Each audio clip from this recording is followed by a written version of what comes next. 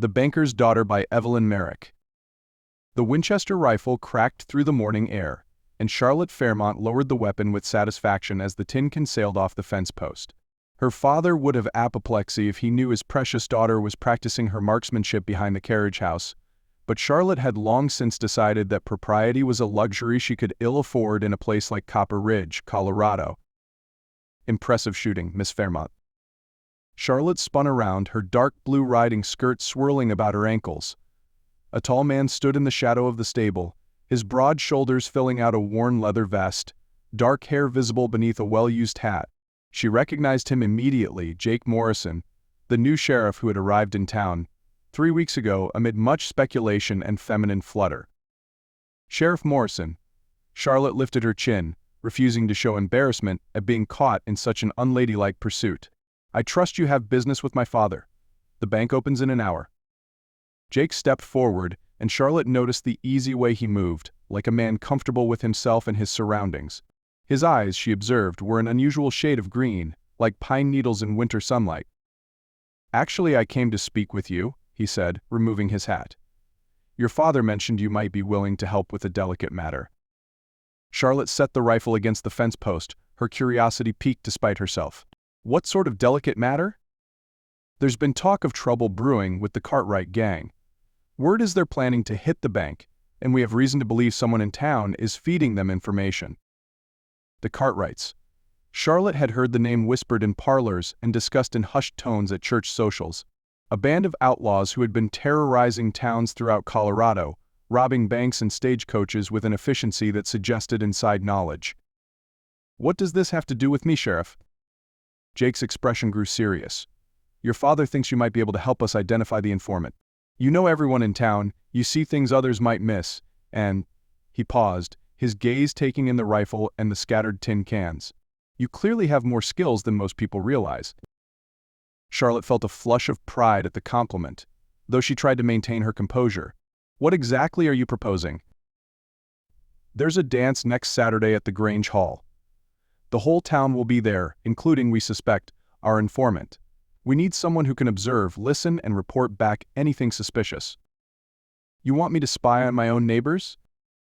I want you to help protect your town, Jake corrected gently, and your father's bank, which supports half the families in Copper Ridge. Charlotte considered this. Her father, Edmund Fairmont, had worked tirelessly to build the Copper Ridge Bank into a pillar of the community.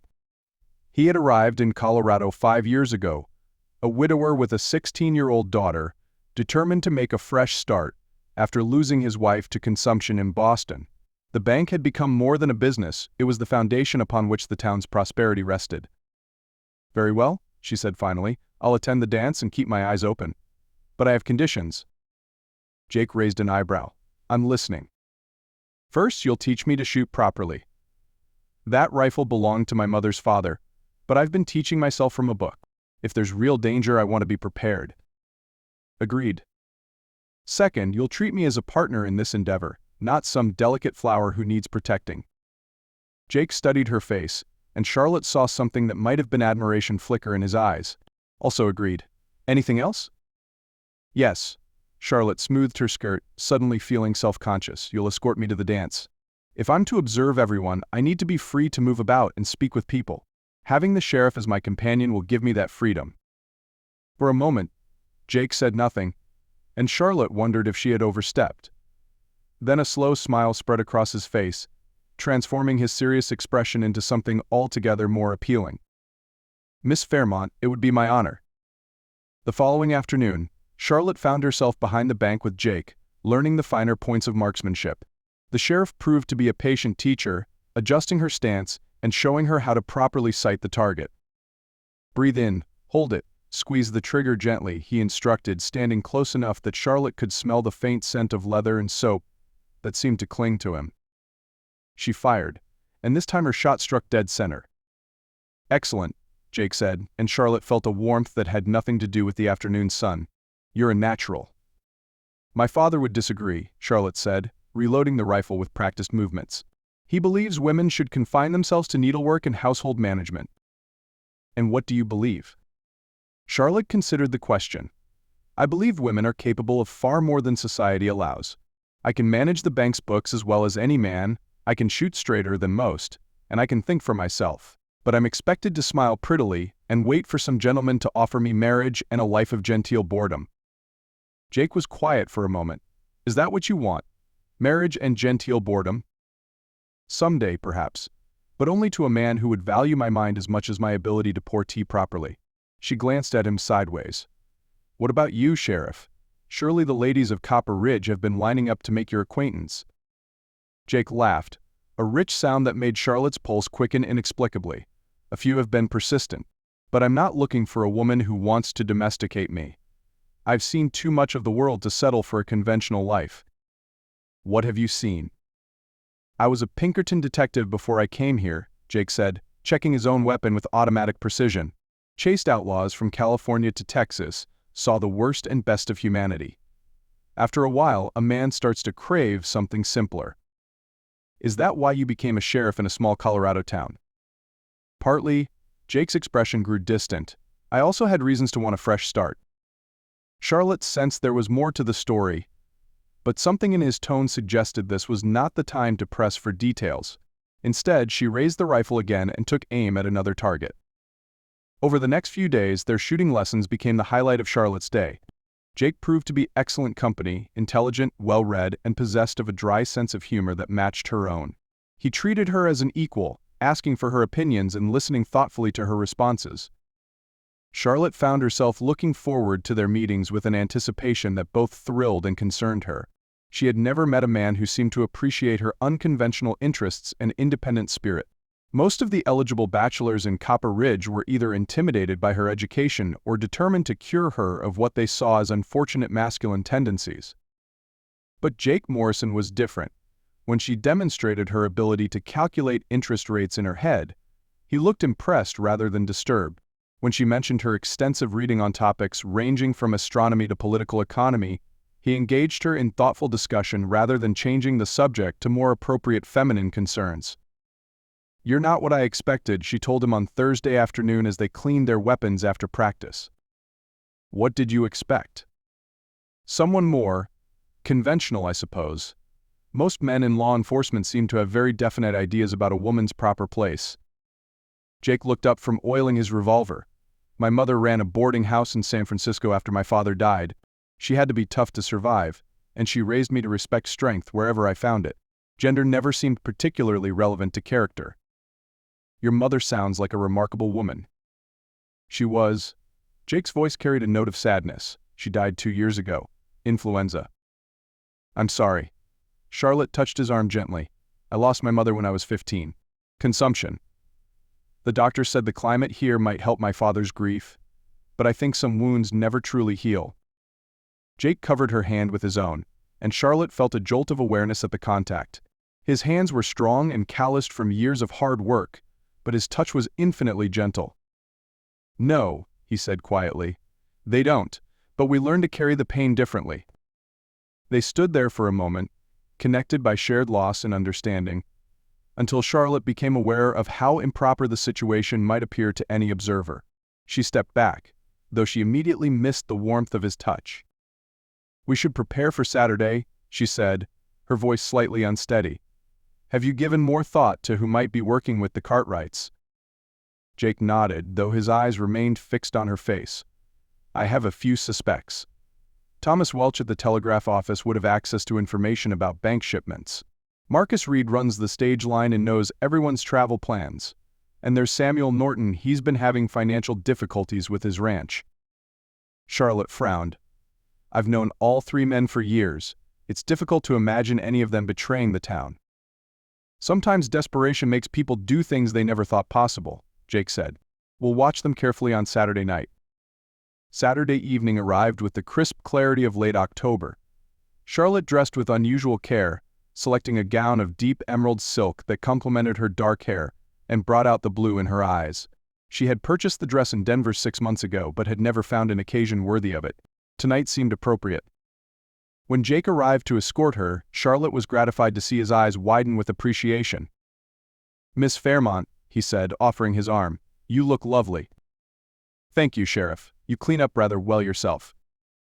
Indeed, Jake had traded his usual work clothes for a dark suit that emphasized his tall frame and broad shoulders.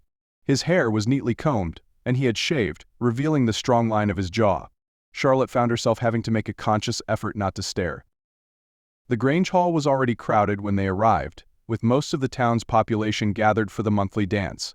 Lanterns cast a warm glow over the scene, and the local musicians were tuning their instruments in preparation for the evening's entertainment. "Remember," Jake murmured as they entered, "we're here to observe and enjoy ourselves. Try to act naturally." Charlotte smiled. "Sheriff, I've been attending these dances since I was 16. I think I can manage to behave normally." But as the evening progressed, Charlotte found it increasingly difficult to focus on her mission.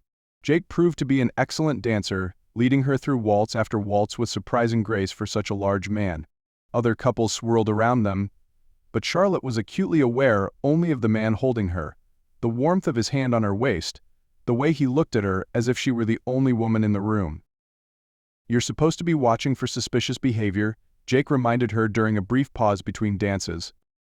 Charlotte flushed, realizing she had been doing exactly the opposite. "Of course. Have you noticed anything unusual?"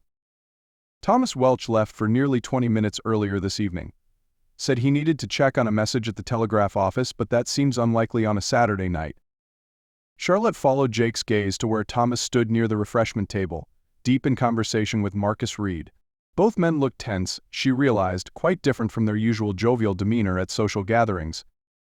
"Shall we get some punch?" Charlotte suggested. "It would give us a reason to move closer." They made their way across the room, Charlotte smiling and nodding to various acquaintances while keeping her attention focused on the two men. As they approached the table, she caught fragments of their conversation. "Can't wait much longer," Thomas was saying in a low voice. "If we don't." He stopped abruptly as he noticed Charlotte and Jake approaching. "Miss Fairmont, Sheriff," Thomas said with forced cheer. "Wonderful dance tonight, isn't it?" "Indeed," Charlotte replied pleasantly. "I was just telling Sheriff Morrison how much I enjoy these monthly gatherings. They give everyone a chance to catch up on news and gossip." Marcus Reed shifted uncomfortably. "Yes, well, small towns do love their gossip." "Speaking of news," Jake said casually, "I heard there might be some trouble with outlaws in the area. Have either of you gentlemen heard anything?" The two men exchanged a quick glance that didn't escape Charlotte's notice. "Nothing specific," Thomas said. "But then, we're just simple businessmen. Law enforcement is your department, Sheriff." After a few more minutes of stilted conversation, Thomas and Marcus excused themselves and headed for the door. Charlotte watched them go with growing suspicion. "They're leaving together," she murmured to Jake. "That's unusual. They're not particularly close friends." Jake nodded grimly. "And they look nervous as cats in a thunderstorm. I think we may have found our informants." "What do we do now?" "Now we follow them, but carefully. If they are working with the Cartwrights, we need evidence before we can act." Charlotte felt a thrill of excitement mixed with apprehension. This was far more adventure than she had experienced in her 21 years, and while part of her recognized the danger, another part thrilled at the prospect of action. "I should get you home first," Jake said. "This could be dangerous." "Absolutely not." Charlotte's voice was firm. "We agreed I would be your partner in this, not some helpless female to be protected. I'm coming with you." Jake looked as if he might argue, but something in Charlotte's expression must have convinced him of the futility of the attempt. "Very well," he said. "But you stay behind me and do exactly as I say. Understood?" "Understood." They slipped out of the Grange Hall and into the cool evening air. Thomas and Marcus were nowhere to be seen, but Jake led Charlotte toward the center of town with the confidence of a man accustomed to tracking prey. "There," he whispered, pointing toward the telegraph office, "light in the window." They crept closer, taking cover behind a water trough across the street. Through the window, Charlotte could see Thomas Welch working at the telegraph key while Marcus Reed paced nervously. "Can you hear what he's sending?" Charlotte whispered. Jake shook his head. "Too far away. But the fact that he's sending a message this late at night suggests it's not routine business." They waited and watched until Thomas finished his transmission and extinguished the light. The two men emerged from the office and headed in different directions, Thomas toward his boarding house and Marcus toward the livery stable. "Marcus is getting his horse," Jake observed. "He's planning to leave town." Should we follow him? I am. You're going home. Charlotte grabbed Jake's arm as he started to move. Please, let me help. I can ride as well as any man, and you might need assistance. Jake studied her face in the moonlight. This isn't a game, Charlotte. If Marcus is riding out to meet the Cartwrights, things could turn violent very quickly. All the more reason you shouldn't go alone. For a moment, Jake looked torn between his protective instincts and his recognition of Charlotte's capabilities. Finally, he sighed. Can you be ready to ride in 10 minutes? 5, Charlotte said confidently. 20 minutes later, they were following Marcus Reed's trail into the foothills outside town. Charlotte rode her mare Duchess with practiced ease, grateful for the countless hours she had spent exploring the countryside around Copper Ridge. Jake rode beside her on his gelding, both of them keeping their horses to a quiet walk to avoid detection. The moon was nearly full, providing enough light to follow the road without difficulty. After about an hour, Jake held up his hand for silence and pointed ahead. In a small clearing, they could see the glow of a campfire and the silhouettes of several men and horses. They dismounted and crept closer on foot, leaving their horses tied to a sturdy pine tree. Charlotte's pulse hammered in her ears as they approached the edge of the clearing, but she forced herself to move quietly and stay focused. Bank job is set for Tuesday morning, Marcus was saying to a group of rough-looking men gathered around the fire. Fairmont always makes the big deposit from the mining company on Monday night, so there'll be plenty of cash. How many people in the bank? Asked a man with a distinctive scar across his cheek, undoubtedly the notorious Bill Cartwright himself. Just Fairmont and maybe one clerk. The sheriff's usually making his rounds on the other side of town around 10 o'clock. Charlotte felt a chill that had nothing to do with the mountain air. They were planning to rob her father's bank, and Marcus Reed was providing them with detailed information about schedules and security. Jake squeezed her shoulder gently and gestured for them to retreat. They crept back to their horses and rode a safe distance before Jake spoke. We have what we need, he said grimly. Marcus is definitely working with them, and now we know when they plan to strike. Tuesday morning, Charlotte said, her mind racing. We have to warn my father. We will, but we're going to do more than that. We're going to catch them in the act. How? Jake's smile was predatory. By giving them exactly what they expect, with a few surprises they're not counting on. Monday morning found Charlotte in her father's study, watching Jake explain the situation to Edmund Fairmont. Her father listened with growing alarm as Jake detailed Marcus Reed's betrayal and the planned robbery. I can't believe it, Edmund said, sinking into his chair. Marcus has been a friend for 3 years. His stage line has an account with us. Desperate men do desperate things, Jake replied. His business has been struggling, and the Cartwrights probably offered him more money than he could make in a year of honest work. What do you propose we do? We're going to let them come, Jake said, but we'll be ready for them. I'll have men positioned around the bank, and we'll catch the whole gang. Edmund frowned. That seems dangerous. What if innocent people are hurt? We'll take precautions. The most important thing is to act normally today. Make your usual deposit tonight. Follow your normal routine. If Marcus' suspects were onto him, he might warn the Cartwrights and they'll disappear. Charlotte had been listening quietly, but now she spoke up. I want to help. Both men turned to look at her, and Charlotte saw the same protective instinct in both their faces. Absolutely not, her father said. This is far too dangerous.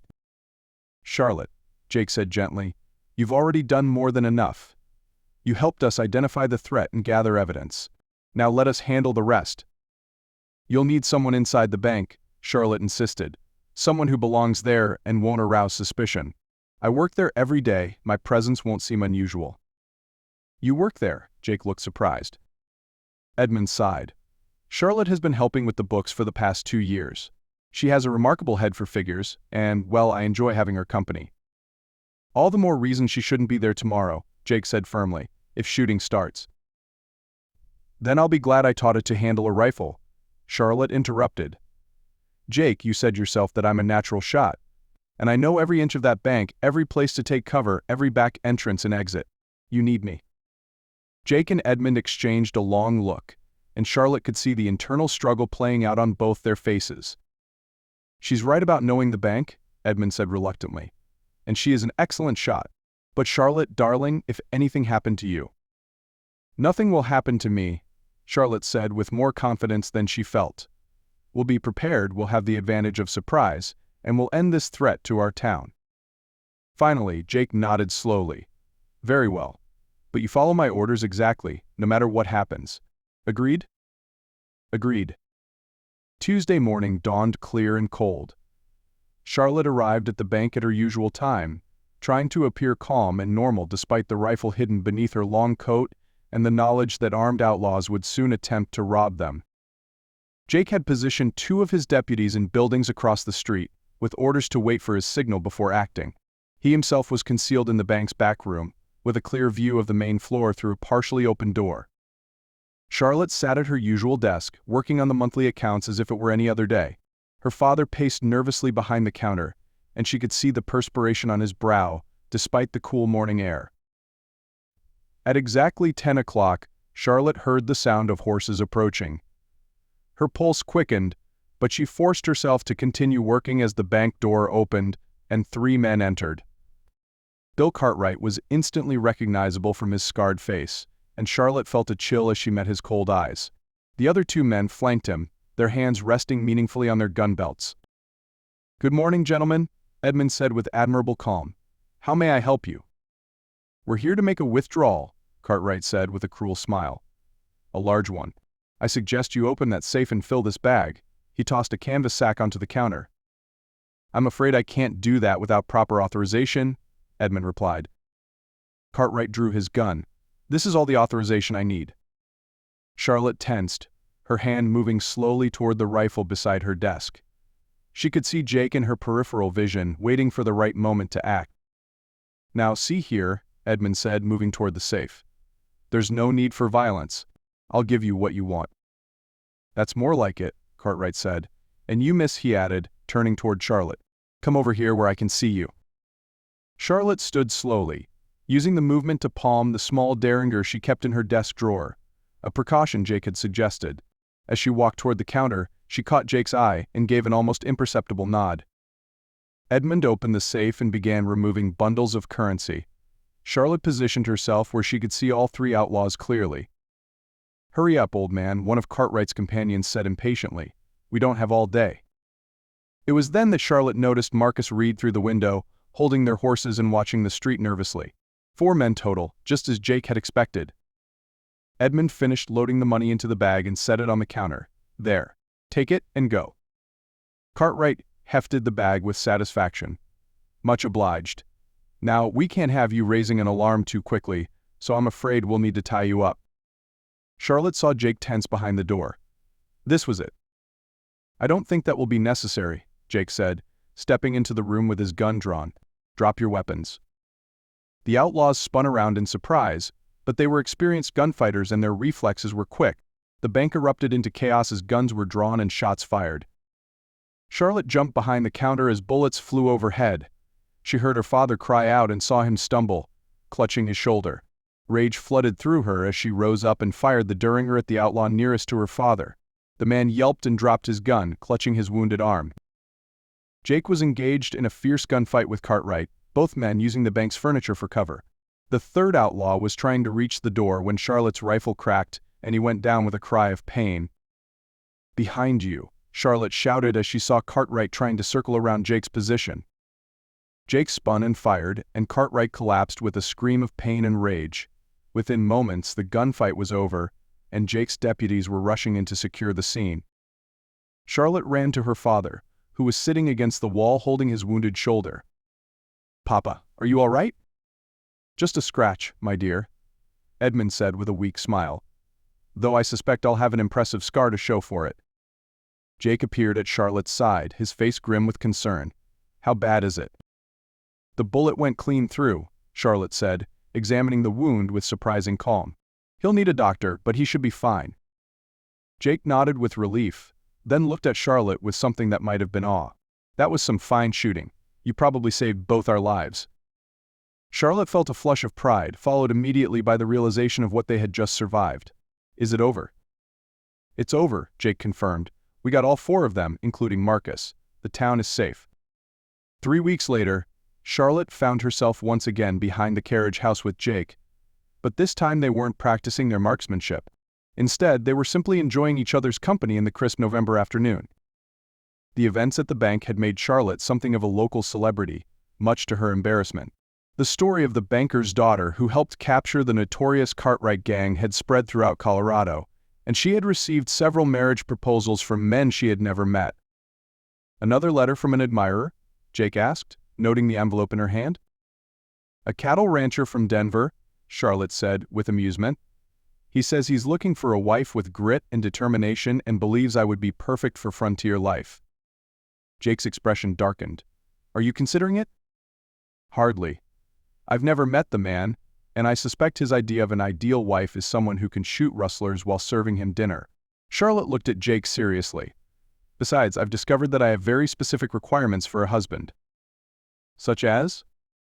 "He must be intelligent, brave, and capable of treating me as an equal partner rather than a delicate ornament." Charlotte took a deep breath, gathering her courage. "He must also be someone I can love with my whole soul, someone who makes me feel alive and valued and cherished." Jake stepped closer, his green eyes intense. "Charlotte." "I know it's improper for a lady to speak so boldly," Charlotte continued, her cheeks warming. "But I've never been particularly conventional, and recent events have taught me that life is too precious to waste on false modesty." "What are you trying to tell me?" Jake's voice was husky. "I'm trying to tell you that I love you, Jake Morrison. I love your strength and your gentleness, your respect for my independence, and the way you make me feel like I can be completely myself." Charlotte lifted her chin, meeting his gaze directly. "I'm also trying to ask if you might possibly feel the same way about me." For a moment, Jake said nothing, and Charlotte felt her courage waver. Then he stepped forward and cupped her face in his hands. "Charlotte Fairmont," he said softly, "I have been in love with you since the day I watched you shoot those tin cans with such fierce concentration. You are the most remarkable woman I have ever known, and I would be honored to spend the rest of my life discovering all the ways you continue to amaze me." Charlotte felt tears of joy spring to her eyes as Jake lowered his head and kissed her with a tenderness that made her knees weak. When they finally broke apart, she was breathless and dizzy with happiness. "Is that a proposal, Sheriff Morrison?" she asked with a smile. "It is, if you'll have me," Jake replied. "I know I'm not a wealthy man, and the life of a lawman's wife won't always be easy." Charlotte silenced him with another kiss. "Jake Morrison, I would rather face any danger at your side than live in safety without you. Yes, I'll marry you." Jake lifted her off her feet and spun her around, both of them laughing with pure joy. When he set her down, Charlotte thought she had never been happier in her life. "When?" Jake asked, his arms still around her waist. "Soon," Charlotte said decisively. "I've waited 21 years to find the right man. I see no point in waiting any longer." "Your father might have something to say about that." Charlotte grinned. "After what we've been through together, I think Papa has realized that I'm quite capable of making my own decisions. Besides, he likes you." "How can you be sure?" "Because yesterday he asked me if I thought you might be interested in becoming a partner in the bank, as well as his son-in-law." Jake's eyes widened in surprise. "He did?" "He said Copper Ridge needs a sheriff who understands both law enforcement and finance, and he thinks you're the man for both jobs." Charlotte stood on her toes to kiss him again. "What do you think?" "I think," Jake said, pulling her closer, "that I'm the luckiest man in Colorado." As they stood together in the afternoon sunshine, Charlotte reflected on how dramatically her life had changed in just a few short weeks. She had found love, adventure, and a partnership that promised to be everything she had ever dreamed of. The future stretched before them, full of possibilities and promise. The banker's daughter had found her match, and Copper Ridge had found its champions. In the growing town nestled among the Rocky Mountains, love and justice had prevailed, and Charlotte Fairmont Morrison, for that would soon be her name, looked forward to whatever adventures lay ahead.